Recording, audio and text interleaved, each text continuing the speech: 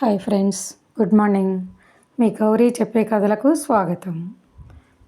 మనము కృష్ణుడు కర్మయోగం గురించి, కర్మ సన్యాస యోగం గురించి చెప్పడం మనం వింటున్నాము. ఐదో అధ్యాయంలో ఉన్నాం మనం ఇప్పుడు. ఇంకా ఆయన ఏం చెప్తున్నారంటే, బ్రహ్మణ్యాదాయ కర్మాణి సంగం త్యక్త్వా కరోతి యః లిప్యతేన సపాసేన పద్మపత్రమివాంబసా అన్నారు. ఏంటంటే కర్మలన్నింటినీ కూడా ఎన్నిసార్లు ఈ విషయం మనకి చెప్తానే ఉన్నారు. మరలా మనం చేసేవన్నింటినీ కూడా భగవదర్పణం చేయాలి. చేసి ఆసక్తిరహితంగా కర్మలని ఆచరించే వానిని పాపాలు అంటవన్నమాట. ఎలాగంటే తామరాకు మీద నీటి బిందువులు ఉన్నప్పటికీ అవి పడిపోయాక అక్కడ ఏమీ ఉండవు. అంటే ఆకుకి అంటవన్నమాట అవి.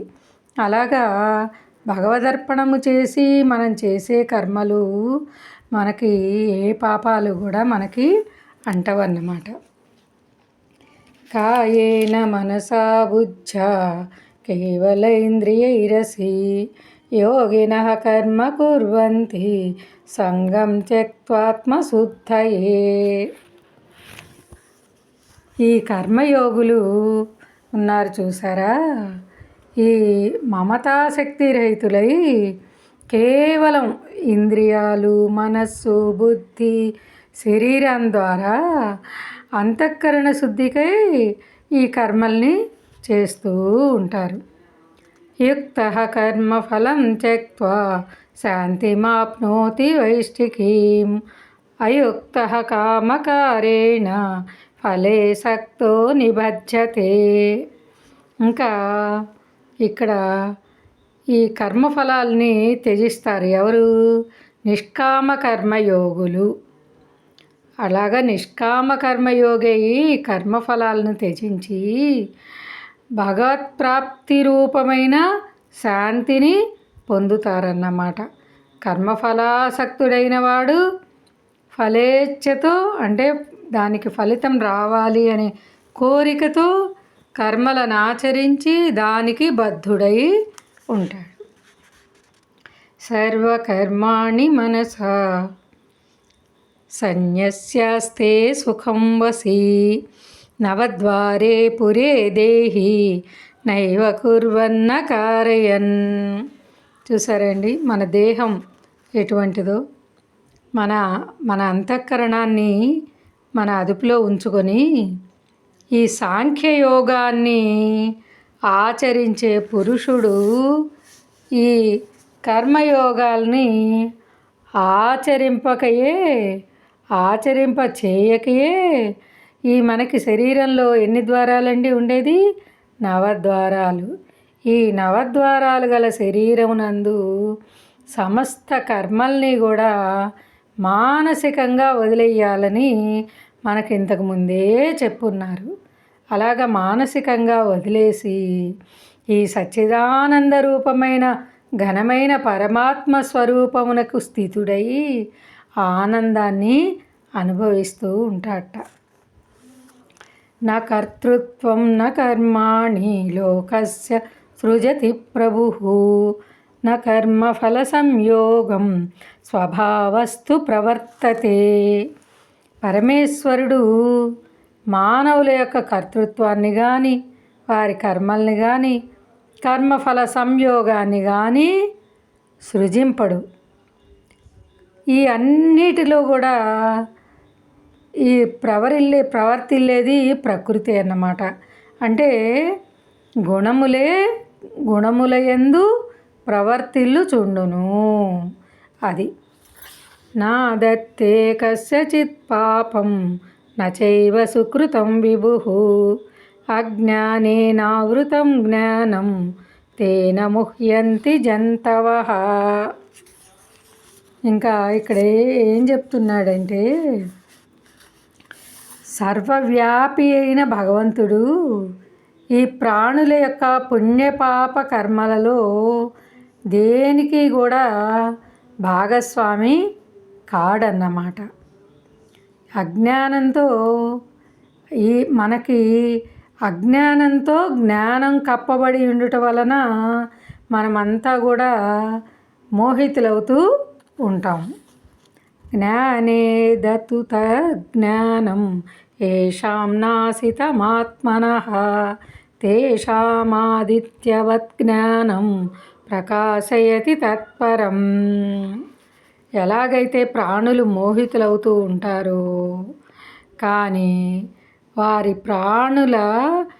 వారి అజ్ఞానము పరమాత్మతత్వ జ్ఞానం ద్వారా ప్రాప్తి పొంది తొలగిపోతాయన్నమాట.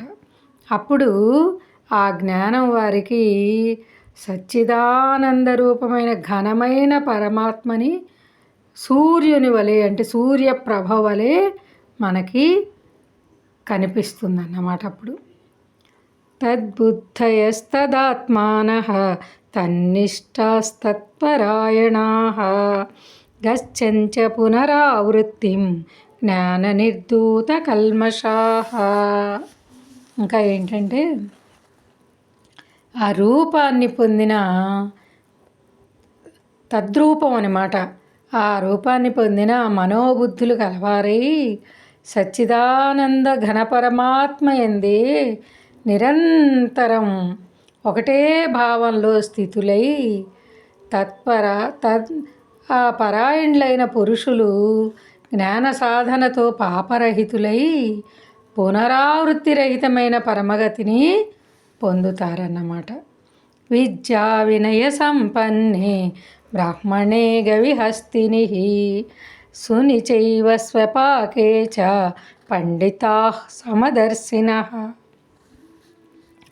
జ్ఞానులు విద్యా వినయ సంపన్నులు అంటే జ్ఞానులు విద్యా వినయ సంపన్నులైన బ్రాహ్మణే గనిహస్తిని. బ్రాహ్మణుని యందు గోవు, ఏనుగు, కుక్క మొదలైన వాటి యందును, చండాలుని యందును కూడా సమదృష్టే కలిగి ఉంటారు. ఎవరు? జ్ఞానులు, విద్యా వినయులైన సంపన్నులు. ఇహైవ తైర్జితః సర్గో ఏషాం సామ్యే స్థితం మనః నిర్దోషం హి సమం బ్రహ్మ తస్మాత్ బ్రహ్మణి తే స్థితాః. ఇక్కడ ఎప్పుడు ఎల్లప్పుడూ అన్ని వేళలా అన్ని చోట్ల సర్వత్ర సమభావస్థిత మనస్కులు, ఎప్పుడు కూడా నిలకడగల మనసు ఉన్నవారు ఈ జన్మలోనే సంపూర్ణ జగత్తును జయించిన వారవుతారని తెలియజేస్తున్నారు. అంటే ఈ ప్రాపంచిక విషయాలన్నిటికీ కూడా అతీతమైన స్థితికి చేరుకుంటారు. సచ్చిదానంద ఘన పరమాత్మ మనకి దోషరహితుడు, సముడు, సమభావ స్థిత మనస్కులైన జ్ఞానులు సచ్చిదానంద పరమాత్మయందు స్థితులు కనుక వారు త్రిగుణాతీతులు, జీవన్ముక్తులు అన్నమాట. అయితే ఇక్కడ ఎంత చక్కగా మనకి ఎన్నిసార్లు ఎన్ని విధాలుగా ఒకే విషయాన్ని మనకి రకరకాలుగా అర్థమయ్యే విధంగా మనకి తెలియజేస్తున్నారు ఇక్కడ శ్రీకృష్ణ పరమాత్మ. శ్రీకృష్ణ పరమాత్మ ఏంటంటే ఆ మోహానికి ఎప్పుడైతే ఆయన లొంగిపోయి యుద్ధం చేయటానికి తిరస్కరించాడో ఆ మోహాన్ని పోగొట్టడానికి ఇన్ని విధాలుగా ఆయనకి బోధ చేస్తున్నారన్నమాట. మరి మనం కూడా అంతే కదండి, మోహానికి బానిసలం మనం. ఇంకా అసలు చెప్పక్కర్లేదు. మనం ఏదో మిడిమిడిగా కొంచెం అప్పుడప్పుడు మనం ఉంటున్నా కానీ ఇవన్నీ నాకు అంటవు, నాకు అక్కర్లేదు అనుకున్నా పొరపాటున కూడా మనం వదిలిపెట్టలేము. ఆ వదిలిపెట్టగలిగిన వాడే జ్ఞాని. ఆ జ్ఞానే భగవంతుణ్ణి పొందగలడు. అదే విషయాన్ని ఎన్నో రకాలుగా చెప్పి మనసుకు ఎక్కే విధంగా ఆయన బోధిస్తున్నారన్నమాట. మరి లైక్ చేయండి, షేర్ చేయండి, సబ్స్క్రైబ్ చేయండి. రేపు మళ్ళీ కలుసుకుందాం. మీ గౌరీ పూర్ణ. బాయ్.